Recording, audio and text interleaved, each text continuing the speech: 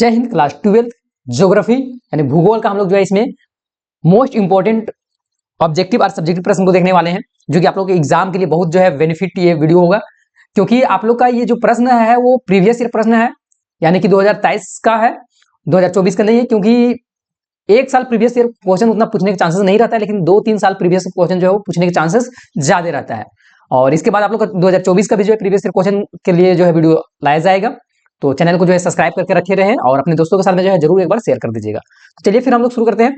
Griffith Taylor द्वारा कौन सा विचारधारा दिया गया था? ठीक है, तो ग्रिफिथ टेलर के द्वारा जो है वो नवनियतिवाद का जो है वो अवधारणा विचारधारा दिया गया था। ठीक है, नेक्स्ट है कि विश्व में सबसे अधिक जनसंख्या वाला महादेश एशिया है। ठीक है, एशिया में जितना, देखिए एशिया इसलिए क्योंकि भारत और चीन जो है वो एशिया महाद्वीप में ही आता है, और ये पूरा दुनिया का जो है सबसे ज्यादा जनसंख्या वाला देश है। ठीक है, भारत और चीन, तो एशिया महाद्वीप में जो है सबसे ज्यादा जनसंख्या पाया जाता है। नेक्स्ट है कि मानव विकास सूचकांक ह्यूमन डेवलपमेंट जो है इंडेक्स का मापन निम्नलिखित में से कौन करता है? तो स्वास्थ्य है ना, कौन सा करता है? तो स्वास्थ्य भी हो गया, शिक्षा का भी करता है, और संसाधनों का पहुंच है ना, और इनमें से सभी इसका सही आंसर हो जाएगा। नेक्स्ट है कि निम्नलिखित में से किस प्रकार की कृषि खट्टे रसदार फलों की कृषि की जाती है? तो भूमध्य सागर में जो है ना, भूमध्य सागर में जो है खट्टे फल का ही जो है ये सब का जो है कृषि किया जाता है। और नेक्स्ट है कि निम्नलिखित में से कौन सा एक प्रकार का उद्योग अन्य उद्योग के लिए कच्चे माल का उत्पादन करता है? देखिए एक उद्योग ही है और दूसरा उद्योग के लिए जो है कच्चे माल के रूप में जो है वो उत्पादन कर रहा है, तो ये आधारभूत उद्योग कहलाएगा। नेक्स्ट है कि निम्नलिखित में से कौन सा तृतीय क्रियाकलाप है? मतलब तृतीय में जो आता है कि मतलब सेवा क्षेत्र है ना, तो इसमें व्यापार हो जाएगा। नेक्स्ट है कि किस देश में जो है रेल मार्ग का जाल सबसे ज्यादा घनत्व पाया जाता है? मतलब सबसे ज्यादा घनत्व कहाँ है, किस देश का रेल मार्ग? तो संयुक्त राज्य अमेरिका इसका राइट आंसर होगा। विश्व व्यापार संगठन का मुख्यालय कहाँ है? तो जिनोवा में है। एक नंबर हो जाएगा जिनोवा। नेक्स्ट प्रश्न है कि निम्नलिखित आर्थिक क्रियाओं में कौन सा ग्रामीण अधिवासों से संबंधित है? तो गांव के लिए जो है सबसे अच्छा कौन माना जाता है? तो प्राथमिक क्रियाएं जो है, प्राथमिक क्रियाएं में जो है खेती से रिलेटेड चीज, प्रकृति से रिलेटेड चीज आता है, तो ये ग्रामीण इलाके जो है वो प्राथमिक क्रियाएं होती है उसमें। नेक्स्ट निम्नलिखित में से कौन सा धार्मिक नगर है? धार्मिक जमशेदपुर में तो लोहा लक्कड़ है, भिलाई जो है वो नहीं है, राउरकेला नहीं है, वाराणसी इसका सही आंसर हो जाएगा। नेक्स्ट है कि भारत में सबसे अधिकांश जनसंख्या वाला राज्य जो है वो उत्तर प्रदेश है। ठीक है, भारत में नगरीय जनसंख्या का प्रतिशत जो है वो 31% समथिंग लगभग है। और प्रवास के कारण जो विभिन्न स्थानों से लोग जो है आकर्षित करते हैं उसको जो है क्या बोला जाता है? अलग अलग जगह से जो है वो प्रवास से आते हैं जाते हैं, तो उसको अपकर्ष बोला जाता है, अपकर्ष कारक। नेक्स्ट है कि वर्ष 2011 में भारत के किस राज्य में स्त्री साक्षरता दर सबसे अच्छा था? मतलब देखिए स्त्री या पुरुष साक्षरता दर सबसे अच्छा जो है वो केरल में ही है, तो केरल इसका हो जाएगा। नेक्स्ट है भारत का सबसे बड़ा नगर जो है वो मुंबई है। नेक्स्ट है भारत में हरित क्रांति की शुरुआत जो है वो 1960 के दशक में हुआ था। निम्नलिखित में से कौन सी रोपण फसल नहीं है? तो रबर को तो रोपा जाता है, कॉफी रोपा जाता है, चाय को रोपा जाता है, मक्का नहीं है। ठीक है, नेक्स्ट है भारत की दो अत्यधिक प्रदूषित नदी गंगा यमुना, सबसे ज्यादा गंदगी इसमें। हल्दिया तेल शोधक कारखाना जो है पश्चिम बंगाल में है। और झरिया क्षेत्र किसके लिए जो है प्रसिद्ध है? तो कोयला के लिए झरिया प्रसिद्ध है। बोकारो इस्पात केंद्र है, तो एक सार्वजनिक केंद्र है। नेक्स्ट है कि निम्नलिखित में से किस शहर को जो है भारत का मैनचेस्टर बोला जाता है? अहमदाबाद को। और भारत का सबसे लंबा राष्ट्रीय राजमार्ग जो है वो NH 44 है, कश्मीर से कन्याकुमारी तक। नेक्स्ट है कि उत्तर दक्षिण गलियारा को जोड़ता है वो श्रीनगर से कन्याकुमारी।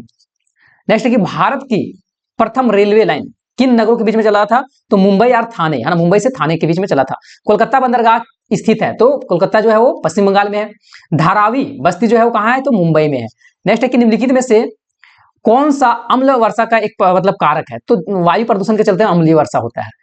आगे हम लोग देख लेते हैं कि जियोग्राफी, हाँ जियोग्राफिया जनरल रिस किसने लिखा था? आई थिंक बर्नहार्ड्स वैरेनियस, हाँ दूसरा नंबर हो जाएगा, बर्नहार्ड्स वैरेनियस के द्वारा लिखा गया था। नेक्स्ट है कि निम्नलिखित में से जनसंख्या वितरण को प्रभावित करने वाला कारक जो है वो कौन सा है? तो जनसंख्या को जो है जलवायु, मृदा, जल की उपलब्धता, इनमें से सभी जो है हो जाएगा। नेक्स्ट है कि विश्व में निम्नलिखित में से किस देश का न्यूनतम लिंग अनुपात है? मतलब सबसे कम लिंग अनुपात जो है वो सऊदी अरब का है।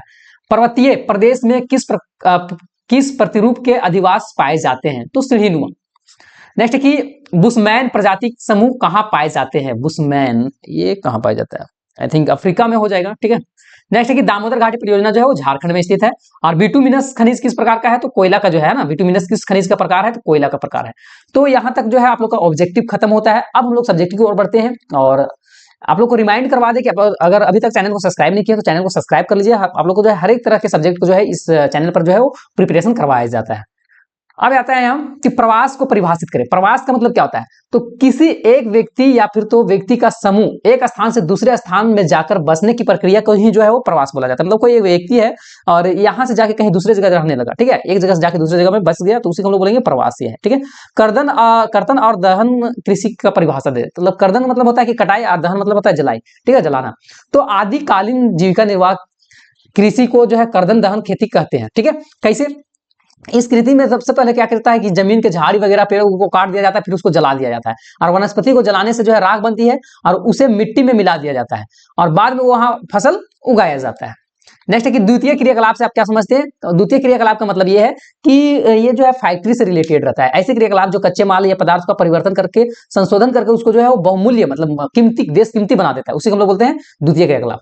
पर्यटन क्या है? तो व्यक्ति जो जहां रह रहा है व्यक्ति, कोई व्यक्ति भी है ना, कोई भी व्यक्ति है जहां वो रह रहा है और उसके अलावा और कहीं वो काम करता है, उसके अलावा भी और कहीं जाके जो है वो मनोरंजन के लिए अगर गया हुआ है तो उसको जो है हम लोग क्या बोल सकते हैं कि मतलब ये जो पर्यटन है, ठीक है। पर्यटन एक प्रकार का यात्रा है जो कि मनोरंजन या फुर्सत के पलों में जो है आनंद उठाने के उद्देश्य से छुट्टी के दौरान जो है भ्रमण या फिर तो व्यापार का व्यवसायिक दौरा करने के लिए जो है किया जाता है या हिस्सा लिया जाता है। नेक्स्ट कि परिवहन से आप क्या समझते हैं? तो जब वस्तु या तो यात्रियों को एक जगह से दूसरे जगह उठा के ले जाया जाता है, उसी हम लोग जो है परिवहन बोलते हैं। और इसके लिए अनेक साधन है, रोड परिवहन है, फिर पाइपलाइन से भी परिवहन हो सकता है, रेल आप लोग का हवाई जहाज से भी परिवहन हो सकता है। ग्रामीण बस्तियां क्या है? तो ग्रामीण बस्तियां जिनकी अधिकांश आबादी कृषि, पशुपालन, मछली पकड़ने आदि की प्राथमिक गतिविधियों में शामिल होती है। ग्रामीण बस्तियां में जो है वो जनसंख्या का आकार, जनसंख्या का घनत्व, भौगोलिक क्षेत्र अपेक्षाकृत जो है छोटा रहता है। और कोई भी एक लोह खनिज का जो है वो बताना है, तो लोह खनिज में क्या आ सकता है? तो लोह अयस्क आ सकते हैं, ठीक है। मतलब वैसे धात्विक खनिज जिसमें लोहा का मात्रक होता है उसको हम लोग क्या बोलते हैं? लोह खनिज बोलते हैं, जो लोहा हो जाएगा इसका। नेक्स्ट है कि किन्हीं 5 यहाँ जो है आप लोग का 3-3 नंबर का है, कुटीर उद्योग के किन्हीं 3 विशेषताओं को बताना है। तो कुटीर उद्योग का 3 विशेषता क्या है? तो वैसे उद्योग जिनमें कि उत्पादन एवं सेवाओं का सृजन अपने घर के सदस्य के द्वारा ही किया जाता है, उसे हम लोग कुटीर उद्योग बोलते हैं ना, कि ये कारखाना में किया जाता है। तो इसका क्या विशेषता हो सकता है? तो कुटीर उद्योग का स्थापना न्यूनतम पूंजी निवेश होता है एवं कम कीमत की मशीन व उपकरण का उपयोग किया जाता है इसमें, और वस्तुओं का निर्माण प्रायः जो है पूरा परिवार का सहयोग का होता है। और कुटीर उद्योग में जो है प्राय स्थानीय आवश्यकताओं को पूर्ति की जाती है तथा वस्तुओं का उत्पादन में स्थानीय तकनीक का प्रयोग किया जाता है। मतलब देखिए कुटीर उद्योग में है जनरली ना कि अपना स्थानीय मतलब जगह, मतलब जिस जगह घर है उधर ही से जो है वो कच्चा माल को ले लिया जाता है और अपने घर के सदस्य के द्वारा जो है मिलकर वहां सामान को बनाया जाता है। नेक्स्ट है कि सड़क परिवहन के 3 लाभ बताना है। तो सड़क परिवहन वैसा परिवहन जो लोगों को एवं माल को एक जगह से दूसरी जगह पहुंचाने के लिए सड़क का उपयोग किया जाता है, उसी को हम लोग सड़क परिवहन बोलते हैं। अब इसका 3 लाभ क्या है? तो सड़क के लिए सबसे अच्छा जो है वो रेलवे में तो देखिए रेलवे में जो है वो ज्यादा पैसा लग जाता है, पूंजी निवेश ज्यादा होता है, ठीक है। लेकिन अर्थात रेल परिवहन में ये सस्ता होता है, मतलब सड़क परिवहन जो है रेलवे की अपेक्षा सस्ता होता है। दूसरा कि इसका निर्माण बहुत ऊंचे स्थान या देखिए सड़क जो है वो कहीं भी हम लोग पहाड़ में हो गया, नीचे ऊपर नीचे कहीं भी हम लोग जो है इसको बना सकते हैं। और सड़क परिवहन को जो है देखभाल में कम लागत भी लगता है, लेकिन रेलवे में ज्यादा लगता है। गैर परंपरागत ऊर्जा का स्रोत का वर्णन करना है। तो सौर ऊर्जा गैर परंपरागत ऊर्जा है, तो यह नवीकरणीय ऊर्जा है और यह एक आवश्यक स्रोत भी है। वास्तव में यह सूर्य से जो है ऊर्जा प्राप्त होने वाली ऊर्जा है और यह प्रकाश के किरणों तथा धूप से जो है वो अर्जित किया जाता है और यह पर्यावरण के लिए अनुकूल भी है, ज्यादा नुकसान भी नहीं करता है। नेक्स्ट की पवन ऊर्जा। तो पवन ऊर्जा नवीकरणीय ऊर्जा का स्रोत है और यह स्वच्छ एवं सुरक्षित होता है और पृथ्वी में जिन क्षेत्रों में अधिकांश दिनों तक तीव्र हवा चलते रहता है वहां पर ये जो है पवन चक्की लगाकर हम लोग जो इसको कर सकते हैं। बायोगैस या मानव एवं पशुओं के मल, घरेलू कार्बनिक अपशिष्ट जो है, खरपतवार, जंगल के कच्चे माल को जो है, लकड़ी, ये सब को जो है प्राप्त करके इसका प्रयोग किया जाता है। बायोडीजल हो गया, ज्वारीय तथा तरंग ऊर्जा हो गया, भूतापीय ऊर्जा हो गया, है ना, जैव ऊर्जा, ये सारा चीज। नेक्स्ट है कि वर्षा के जल संरक्षण के किन्हीं 3 विधियां बताई। तो हम लोग देखो कि पानी जो गिरता है ना उस वर्षा के जल को हम लोग किस तरह से संरक्षित कर सकते हैं या फिर तो संरक्षण कर सकते हैं। तो टाका, है ना, टाका क्या होता है? तो यह वास्तव में वर्षा का जल को संग्रहण करने के लिए एक ढकी हुई भूमिगत टंकी होता है जिसका निर्माण जो है घर या फिर तो घर के पास में वर्षा जल को जो है एकत्रित करने के उद्देश्य से किया जाता है। उसी प्रकार हम लोग तालाब या झील बना के जो है वो वर्षा को जल को जो है संरक्षित कर सकते हैं। रिचार्ज पिट या फिर तो रिचार्ज ट्रेड द्वारा जो है वर्षा के जल को हम लोग संग्रहित कर पाएंगे। नेक्स्ट है कि भारत में हरित क्रांति की 3 मुख्य उपलब्धियां का वर्णन करना है। तो क्या क्या उपलब्धियां? तो सबसे पहले तो यहाँ देख लेंगे कि इसकी 3 प्रमुख उपलब्धियां हैं। पहला, उन्नत किस्म का बीज, ठीक है। दूसरा जो है सिंचाई की सुविधाएं, पॉइंट हम बता दे रहे हैं, बस आप लोग याद कर लीजिएगा। तीसरा जो है आधारभूत कृषि प्रौद्योगिकी और विकास। गुच्छित बस्तियां का प्रमुख विशेषता क्या है? गुच्छित बस्तियां का मतलब होता है कि ऐसी बस्तियां, गुच्छित बस्तियां वे होती हैं जिनकी मकान एक दूसरे के समीप बनाए जाते हैं, और इस तरह से बस्ती का विकास जो है नदी के किनारे, घाटी जो होता है ना, उधर जो है बनाया जाता है। यहाँ रहने के समुदाय आपस में मिलजुल कर रहते हैं और उनका व्यवसाय भी समान रहता है। ये बस्तियां जो है प्रायः खेती के मध्य किसी ऊंचे और बाढ़ से आदि से सुरक्षित स्थान पर बसा हुआ रहता है। इनमें से सभी मकान एक दूसरे के समीप में ही बनाए जाते हैं। और गुच्छित बस्तियां एक स्थान पर जो है वो संकृदित रहता है, मतलब एक ही जगह रहता है। गुच्छित मतलब गुच्छा, आप लोग जानते हैं ना, अंगूर का गुच्छा, उस तरह से बन के। नेक्स्ट है कि वाणिज्य पशुधन पालन की किन्हीं 3 विशेषताओं का उल्लेख करना है। तो सबसे बड़े आकार का फार्म का हम लोग देख लेते हैं, है ना। आधुनिक वैज्ञानिक तरीका से किया जाने वाला व्यवस्थित एवं पूंजी प्रधान पशुपालन वाणिज्य पशुपालन कहलाता है। अब इसके लिए जो है क्या क्या विशेषता है, लक्षण? तो बड़े आकार के फार्म, वाणिज्य पशुधन पालन के लिए जो एक निश्चित स्थान पर विस्तृत, मतलब बड़े सब जगह में जो है किया जाता है। ये उनके चारों चारे के व्यवस्थित भी जो है व्यवस्था भी जो है वो स्थानीय, मतलब जो है आसपास में ही रहना चाहिए।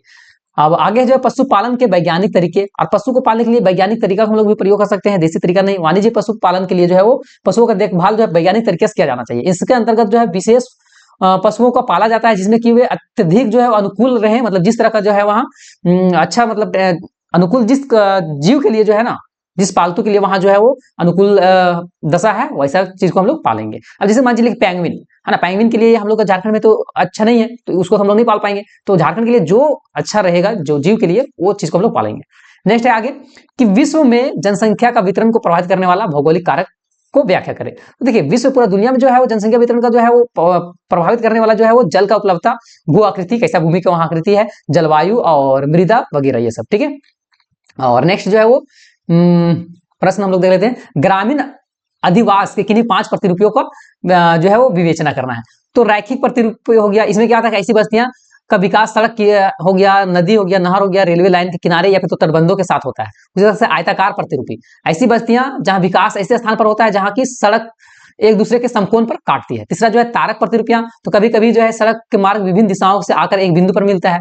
नेक्स्ट वृत्ताकार प्रतिरूपियां, इस प्रकार से अलग अलग प्रतिरूपियां हैं जो कि आप लोग यहाँ दिखाया गया है चित्र के अनुसार। अब नेक्स्ट आता है कि किसी उद्योग की अव्यवस्थित, था ना, अव्यवस्थित को प्रभावित करने वाला कारक की व्याख्या करना है। तो देखिए, किसी भी उद्योग को जो है कौन अव्यवस्थित को प्रभावित कौन करेगा? तो कच्चा माल की निकटता, कि कच्चा माल जो है कितने दूर से ला रहा है। कोई उद्योग, देखिए कोई फैक्ट्री जो है वो तभी कहीं बसेगा जब उसको कच्चा माल वगैरह हर एक चीज जो है वो अच्छे से उपलब्ध हो।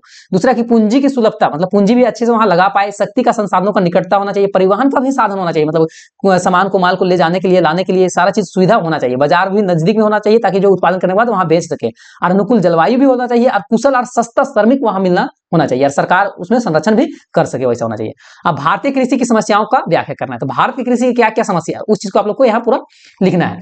तो सबसे पहले तो पहला समस्या यहाँ है कि अनियमित मानसून पर निर्भरता। भारत की कृषि जो है वो कभी भी फिक्स नहीं रहता है, पानी गिरेगा नहीं गिरेगा, तो ये चीज समस्या है। दूसरा समस्या है कि फसलों का निम्न उत्पादकता, है ना, फसल जो है वो बहुत निम्न उत्पादकता होता है। अंतर्राष्ट्रीय स्तर पर उपेक्षा जो है भारत की फसलों की उत्पादकता तो कम है, अंतर्राष्ट्रीय में बहुत ज्यादा मांग रहता है, लेकिन भारत में जो है उत्पादन ज्यादा नहीं किया जा रहा है। जैसे वित्तीय संसाधनों की बाध्यता या फिर तो ऋणग्रस्तता हो सकता है, इसका दिक्कत। भूमि सुधार व्यवस्था का अभाव हो सकता है, छोटे किसान जो है छोटे खेत तथा विघटित जोत के दिक्कत हो सकता है। वाणिज्यकरण का अभाव हो सकता है, कृषि के भूमि के निम्नीकरण का अभाव हो सकता है, इस प्रकार से। नेक्स्ट जो है प्रश्न, यहाँ देखिए कि पूरा दुनिया का जो है वो मैप दिया हुआ है, ठीक है, वर्ल्ड का मैप दिया हुआ है। और इसमें बोला है, इस मैप में बोला है कि कनाडा, चीन, रूस, सऊदी अरब और कोलकाता का दिखाना है। कनाडा आपका इस जगह पर है, आप लोग याद कर लीजिएगा। रसिया सबसे ऊपर में है, उसके बाद नीचे चीन है, और उसके नीचे में जो है ये हम लोग का भारत है, और इस जगह पर कलकत्ता है, और सऊदी अरब जो है इस जगह पर है। तो ये 5 पॉइंट लिखिएगा, आप लोग का 5 नंबर मिल जाएगा। बस खाली देखिए, मैप वाला सबसे इजी रहता है कि आप लोग का 5 नाम लिखिए, है ना, मैप में मैप याद करके, और उसके बाद 5 नंबर उठा के ले आइए। तो इस प्रकार से आप लोग का ज्योग्राफी का खत्म होता है। और इसी तरह से आप लोग का प्रिपरेशन के लिए जो है वो जैक बोर्ड प्रिपरेशन चैनल जो है आप लोग को मदद करते रहेगा। बस आप लोग खाली अपना सपोर्ट बना के रखिए। मिलेंगे हम लोग नेक्स्ट वीडियो में, तब तक के लिए जय हिंद, जय भारत, जय झारखंड, जोहार झारखंड।